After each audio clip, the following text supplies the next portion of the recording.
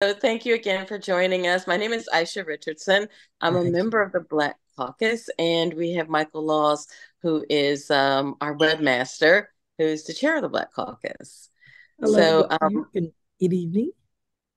Good evening. so, so we wanted to start with very informal, but we wanted to start with three questions. The first is, why are you seeking the office of Attorney General? Excellent question. And I know I've been looking at the role of the Attorney General for a while and looking at it as it relates to issues that impact my communities that I come from, the communities that I care about, the communities that I've served.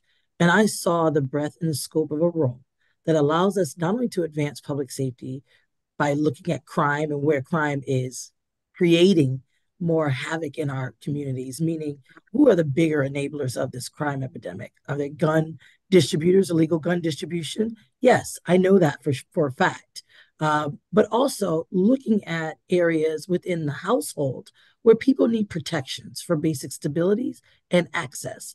I come from a household that had access not denied in terms of improving our quality of life. I've also come from a household who had our stabilities ripped from underneath us when more sophisticated, well resourced, and powerful institutions wanted to do so. And it wasn't until a lawyer protected my family, using the law as a catalyst of protection and social change. And I know this role can do both. I know we have underutilized this role for our communities for a very long time. And I'm stepping in the fray because I know that we can have both things. We can have safety in our communities and safety and stability in our households. I know what that looks like because of my deep level vantage point, both personally and professionally. And I know how to use that role to get to the heart of what we need. So you did that so well. You're under time. So tell us a little bit about yourself and why, what led you to this career path. Yeah. So as a little girl, I just grew up in a household with two strong working class parents. And I saw them struggle with adversity, trying to just provide the basics for me. Trying to provide a quality education for me was tough. And I think we're still having that same conversation today that we're having in the 70s and 80s when I was going to school. Fighting for just access, for me to just have things available that gave me an opportunity better than theirs. Now, I just saw the struggles that they went through, but then I saw it realistically in terms of how those struggles impacted my quality of life, my ability to do things that my friends were doing or that people in families that I envied were doing. Like, join pro social activities, be a part of communities that are larger than my small one, which means traveling to different places. My dad was a union laborer and he worked on the water and sewer pipes and he was a repairman and he struggled to get the healthcare access that he needed, even though he put into it. And I saw my dad's health deteriorate. I know how it rattled my family. We really didn't have the ability to have structured events as a family because my dad, if he weren't working, he was laying down dealing with his illnesses. And while we didn't get help for his illnesses, the medical debt went up. I know what that meant for my family, not being able to access credit or other things that we needed just to provide. I also saw my mom when she was a parole officer through a wonderful union job who gave her opportunity. It gets stripped right away from her when her employer decided to fire her and her 16 African American coworkers abruptly.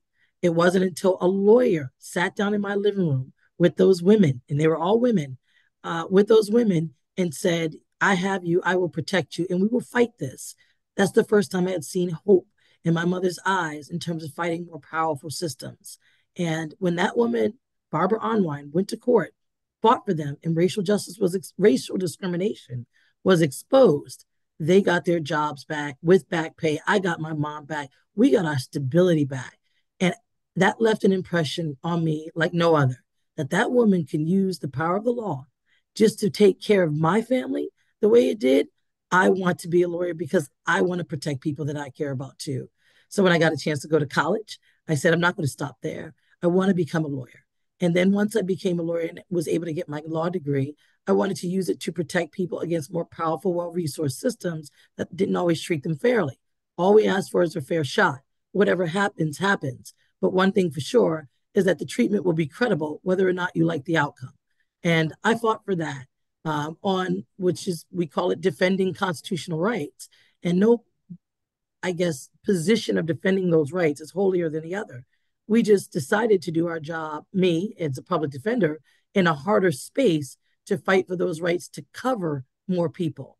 So I had this vein in my body from a very long time that showed me that injustice happens and some people have no one to protect them because they're not as, I guess, uh, they're not as important enough in society to definitely go against more powerful, well-resourced or institutions. And I've always fought against that. And in my career, both personally and professionally, as a public defender in both state and federal practices, I've done that. I've taken on big fights successfully. So it shows my ability to take on big fights against more well-resourced, powerful, and credible and institutions that have all the credibility built into them. It shows that I have that skill, that ability, and that understanding and awareness enough to know when to bring that fight and who to bring it for, so that impact and the outcomes are long lasting and sustainable, and more people have the opportunity for protections. So that's in a nutshell where I got this vein of protection from. My mom and dad just always instilled in me, don't let your fears be bigger than your purpose. And I've taken that and it's brought me where I am today.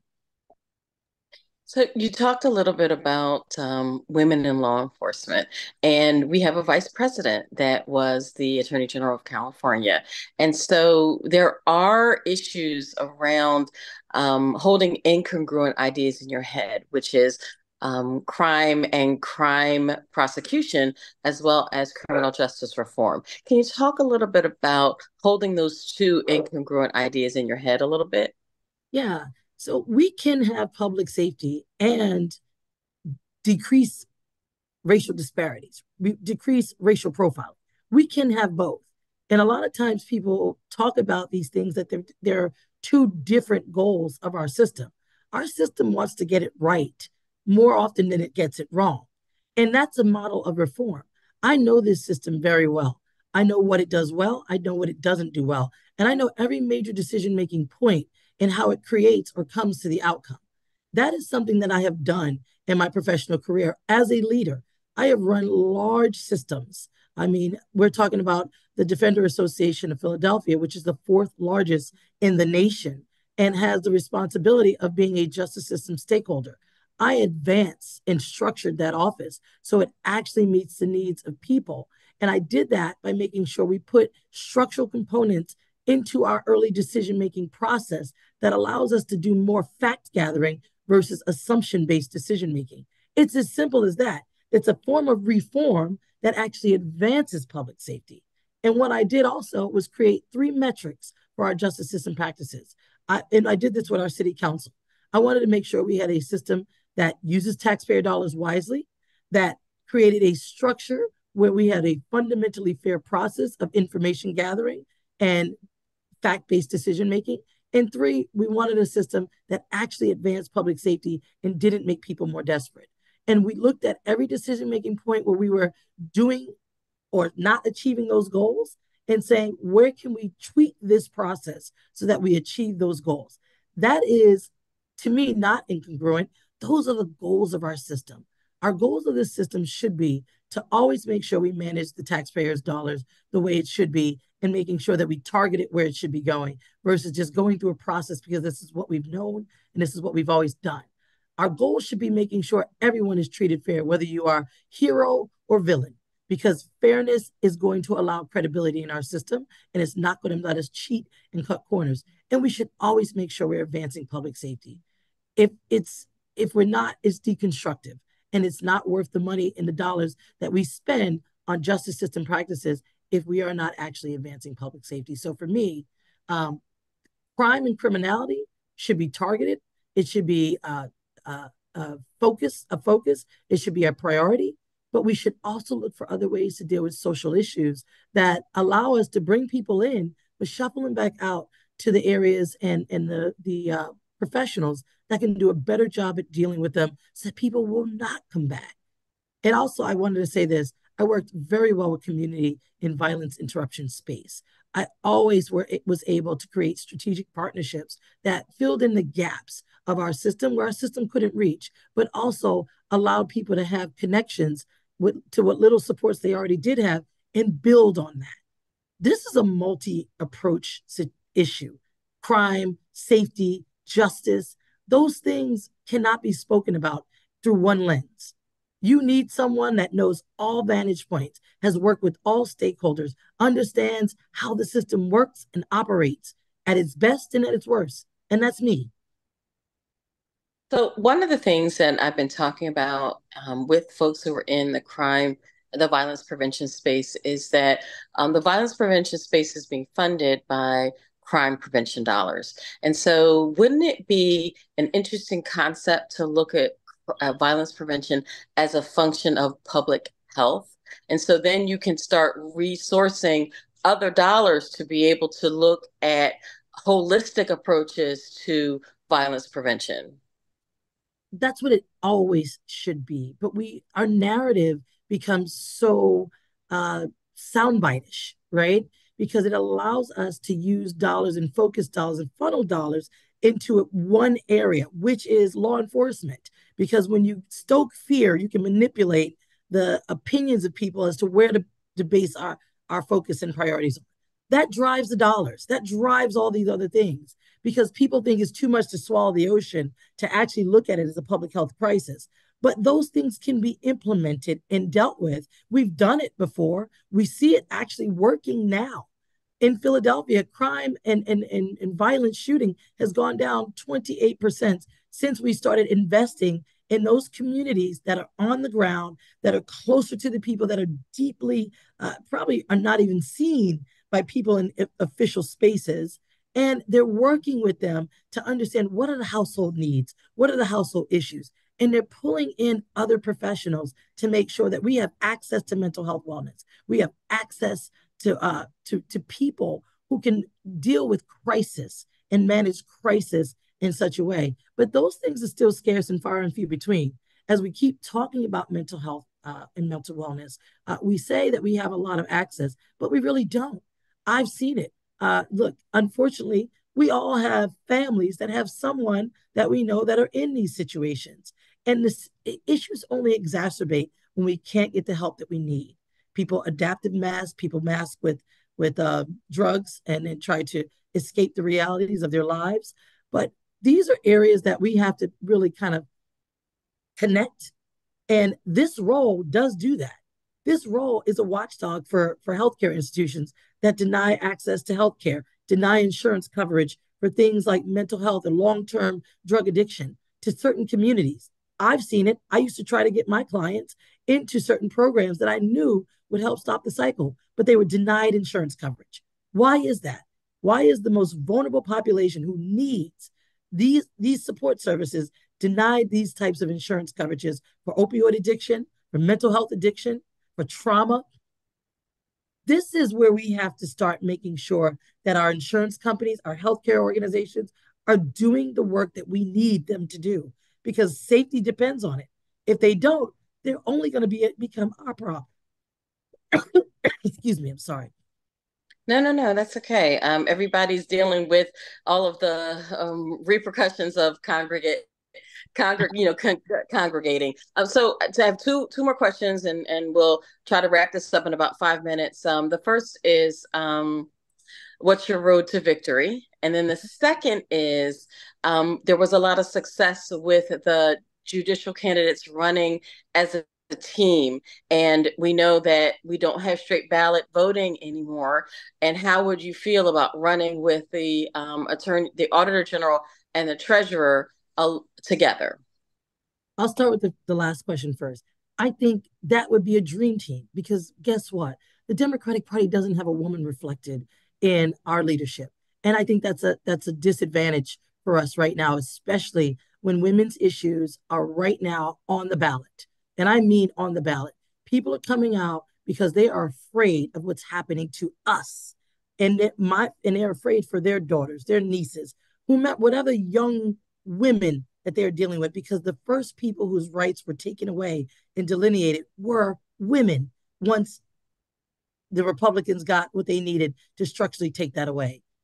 The Texas Attorney General who's forcing a woman to have a baby with only 3 days viability, ruining her chance of further fertility, that strikes a chord with women across the board. And I do think that I bring something to the party that's not there right now. You're going to have men all up and down the ballot. So I know that I definitely want to be a team player and say the Democratic Party has the diversity necessary to make sure that all voices are at the table when we're making important decisions. So that's no problem for me. The second question, what my path to victory is. Look, we're seeing now, we're building so much of a coalition, broadband. I mean, and we saw this even at the PA Democratic State Committee. We saw that my numbers and my votes came from all over the state because we've been connecting with people all over the state. No one's going to out hustle me. And I'm going to keep talking to women, talking to young people, talking to people in my demographic to let them know what the stakes are in this race. And so no one's going to go for the okie doke on, oh, well, all they'll do is get you at crime. Well, I've got a great window into crime, and I'm going to use it to protect my community 100%. And I don't think many people don't trust a Black woman. They say they want to protect children. I'm going to be able to say that credibly. I'm going to be able to say that more substantively than many of them because as a practitioner, as an administrator, I know this system. There's not many things I'm expert on, but this system I am. And so I think we're going to continue to build. We're going to bring Philly out the way we need to. We're working with people across the state in Allegheny County, the people on the ground, and we continue to grow stronger. I think the Democratic Party needs a woman, needs diversity. If you look at the top two of the ticket, they're men, they're white males, and then you got two men at the bottom. Thank God Malcolm Kenyatta is in there because it gives us some diversity, but not the type of diversity that's on the ballot. That is women's issues, women's rights. Well, this has been a great conversation. I'm so glad we had a chance to talk one on one. I've seen you out there on the campaign trail, and it's just really a delight to be able to talk to you one on one. And I'm sure the folks in the Black Caucus that get a chance to view this will probably have their minds changed as well. So I thank you hope so so. much, and good luck, and try to get some rest over the holiday. Happy I'll New Year try. as well. Happy Yes, New Year, happy holidays to everyone. And if I yes. don't see you, have a wonderful New Year. See you in 2024. All right. You take All right. care. Bye Bye bye. bye.